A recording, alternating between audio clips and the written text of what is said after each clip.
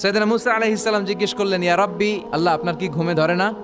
আল্লাহ বললেন, কোনো কথা বলা যাবে না, দুইটা গ্লাসের ভেতরে পানি নাও, পানি ভর্তি গ্লাস নিয়ে তুর পাহাড়ের উপরে দাঁড়াও। সাইয়েদনা মুসা আলাইহিস সালাম দাঁড়ালেন। আল্লাহরে আবার জিজ্ঞেস করলেন, আল্লাহ আমি জিজ্ঞেস করলাম কি আর আপনি করতে বললেন কি?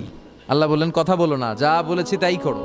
তো মুসা আলাইহিস সালাম কিছু বলতে পারে না, পানি নিয়ে দাঁড়িয়ে রইলেন। মুসা আলাইহিস সালামকে আল্লাহ বললেন, তুমি দাঁড়িয়ে থাকো আর ঘুম রে, বললেন ঘুম তুই মুসারে ধর।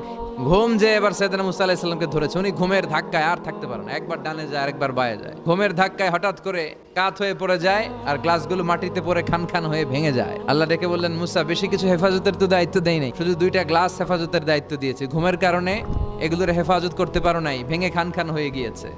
আমি যদি তোমাদের মতো ঘুমিয়ে যেতাম তাহলে পৃথিবীর সাথে সূর্য লেগে, সূর্যের সাথে চন্দ্র লেগে গোটা মহাবিশ্বটা এভাবে গ্লাসের টুকরার মতো খান খান হয়ে যেত রে মুসা। এজন্য লা তাখুযুহু সিনাতু ওয়ালা নাওম, আমার ঘুমেও ধরে না, ঘুমের আগে যে তন্দ্রা আসে ওইটাও ধরে না।